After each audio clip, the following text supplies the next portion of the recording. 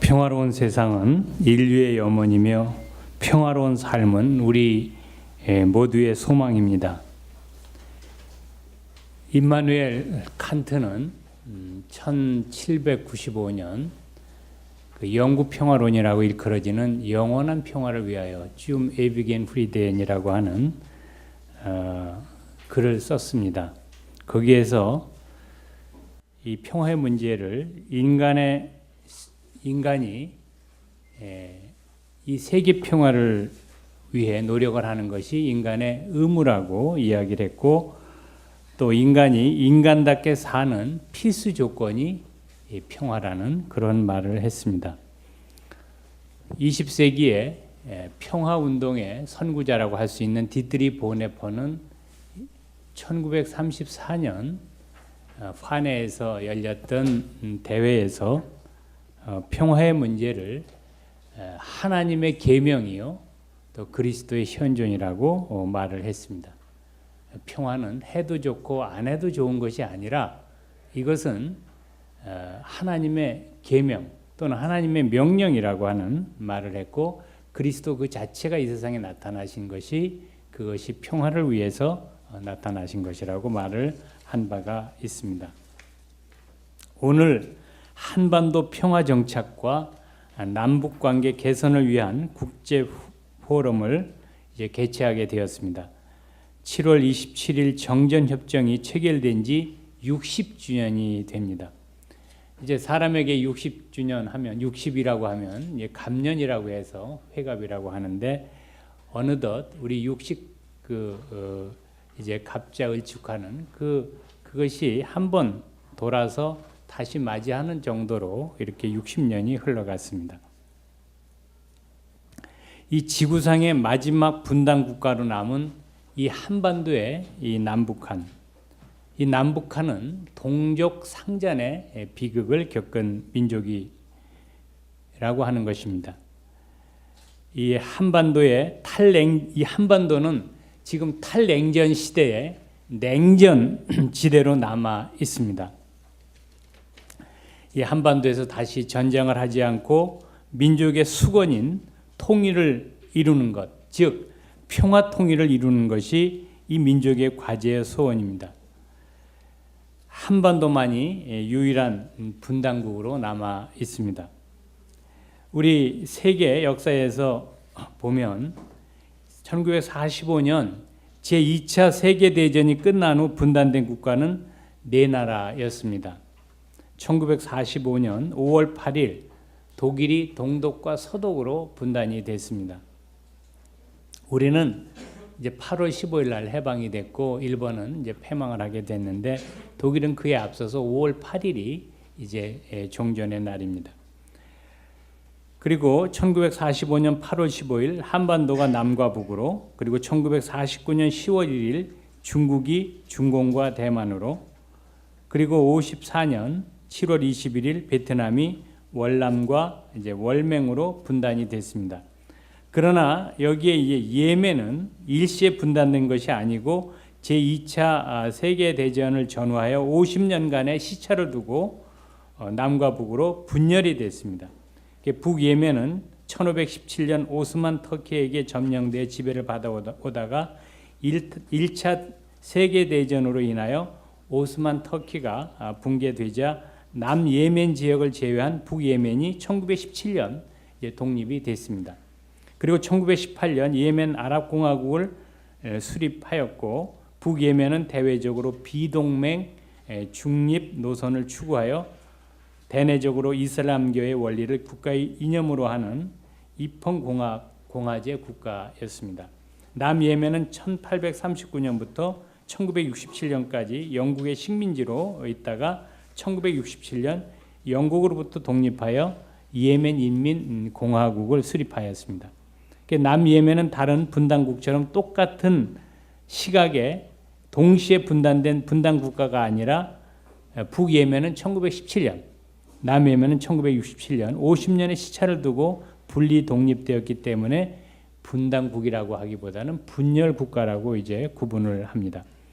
근데 이러한 분단 국가들은 차례로 통일을 실현하였습니다. 1975년 4월 30일 베트남은 적화 통일되었고 1990년 5월 22일 예멘이 합의에 의한 평화 통일을 이룩하였으나 그 후 남예멘이 통일 체제에서 이탈을 시도하여 남북이 충돌을 일으켜 1994년 7월 9일 북예멘에 의하여 무력 재통일되었습니다. 그러니까 예멘은 우리하고 반대로 이제 남쪽이 남과 북이 다릅니다. 북쪽이 이제 우리처럼 이러한 민주적인 체제라고 생각을 하면 됩니다. 1990년 10월 3일 독일이 이제 그 서독으로 동독이 흡수 통일되었습니다. 분단된 국가는 중국과 대만, 한반도에 남한과 북한이 남게 되었는데 이제 중국과 대만의 분단 문제는 오늘날 국제사회에서 분단국 문제로 취급하지 않고 있습니다. 왜냐하면 1971년 유엔에서 대만이 추방된 후 세계 여러 국가들은 중공을 지금 현재 중국이라고 일컬어지는 중공을 유일한 합법 정부로 승인하고 대만은 중국 내 영토의 일부로 인정하였기 때문입니다. 그렇다면 이제 분단 국가는 우리 한반도밖에 없습니다. 이것이 이제 국제 사회에서 논의되고 또 이야기되고 있는 그런 이야기입니다. 그렇기 때문에 이제 우리 한반도를 마지막 지금 분단 국가라고 이야기를 합니다. 이제 우리가 이 분단 국가를 이제 하나의 통일로 나아가서 하나의 국가로 만드는 것, 이것이 우리 민족의 소망이요, 염원이요, 소원입니다. 오늘 말씀은 예수님은 그리스도인들에게 평화를 만드는 자들이 되라고 말씀하셨습니다. 화평하게 하는 자는 복이 있나니 그들이 하나님의 아들이라 일컬음을 받을 것이며라는 말씀처럼 하나님의 자녀는 평화를 이루는 사람입니다. 이 말씀은 예수님의 산상설교, 산상수훈, 마태복음 5장에서 7장의 이 산상설교 말씀 중에 제일 먼저 나오는 팔복 말씀 가운데 7번째 복의 말씀입니다.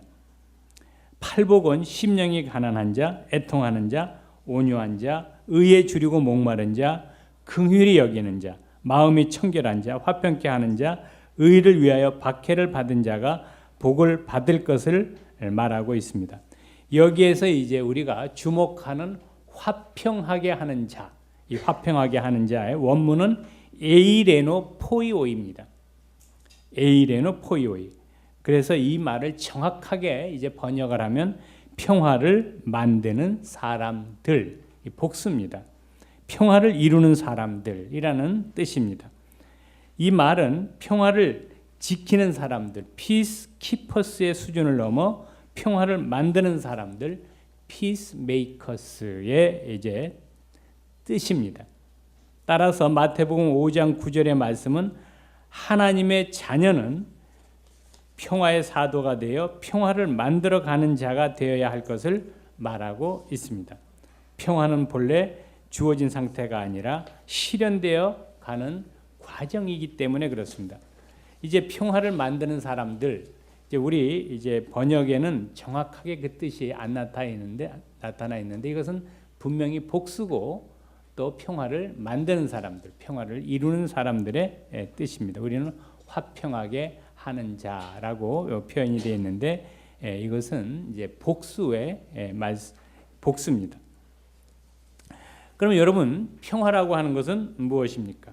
평화는 오늘날 이제 평화 연구에서 평화의 개념은 이제 소극적 의미와 적극적 의미로 이제 갈등 이후에 이런 분류들을 하고 있습니다. 이 요한 갈등이 이것을 잘 이야기를 했는데 이제 소극적 개념에서는 평화란 전쟁의 부재, 곧 전쟁이 없는 상태를 말합니다. 더 나아가 평화는 폭력, 궁핍, 부자유, 불안이 없는 상태로 규정할 수가 있습니다.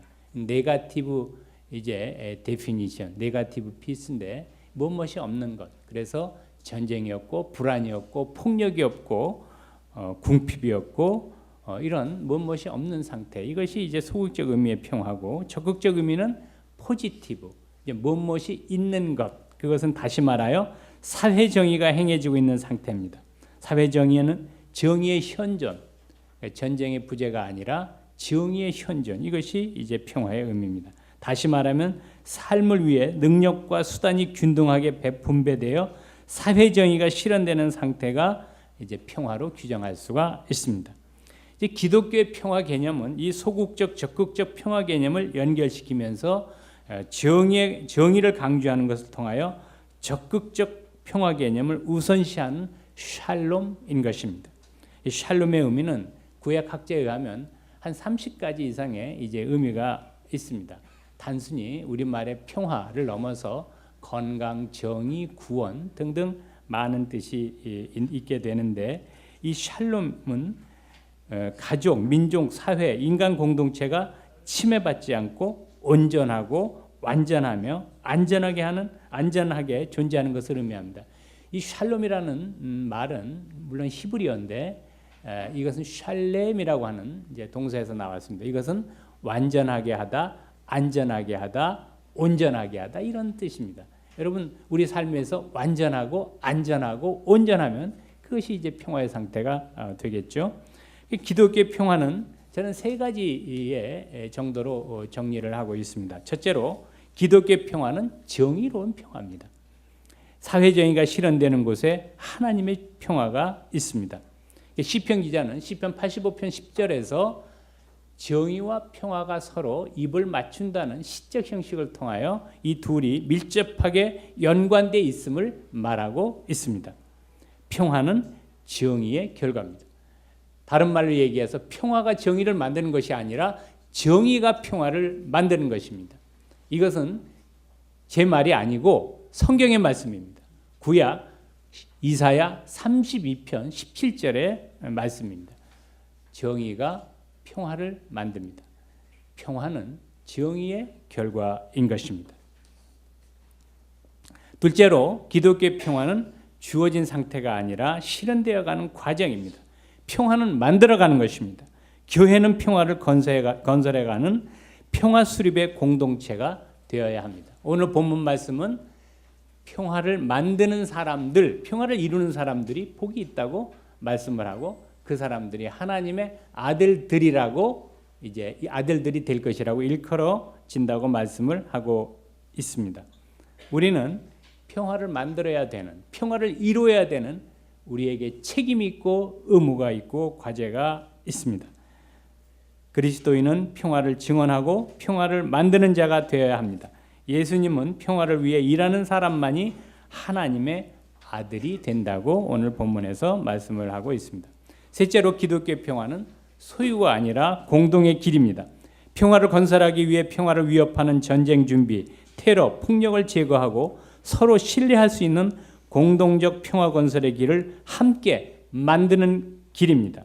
그리스도인은 평화를 증언하고 평화를 만드는 자가 되어야 하겠습니다. 평화를 실천하는 것은 오늘 기독교인과 교회에 맡겨진 책임이며 세상을 향한 기독교의 의무요 과제인 것입니다. 이 한반도에서 지금 평화를 실천하는 일, 그것은 바로 가장 급선무가 통일을 위해 일하는 것입니다. 평화는 평화롭게 오지 않습니다. 평화는 고난의 길이요 희생의 길입니다. 평화를 주장한 분들은 다 평화롭지 못한 폭력적인 방법에 의해 살해당했습니다. 예수님이 그러했고 마틴 루터 킹, 간디 이런 사람들이 다 암살당하거나 처형됐습니다.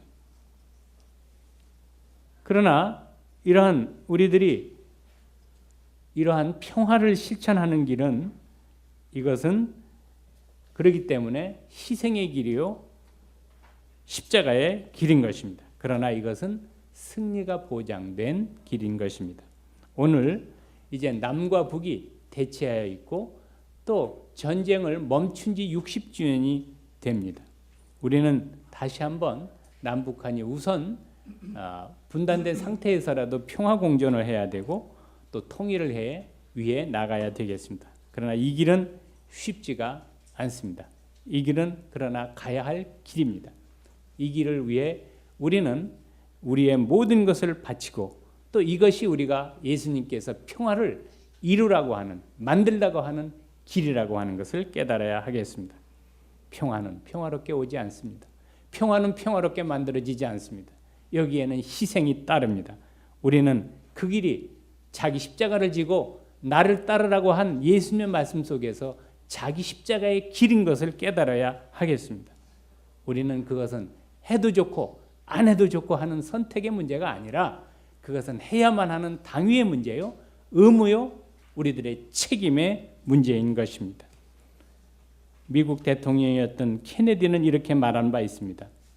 인류는 전쟁을 종식시켜야 합니다. 그렇지 않으면 전쟁이 인류를 종식시킬 것입니다.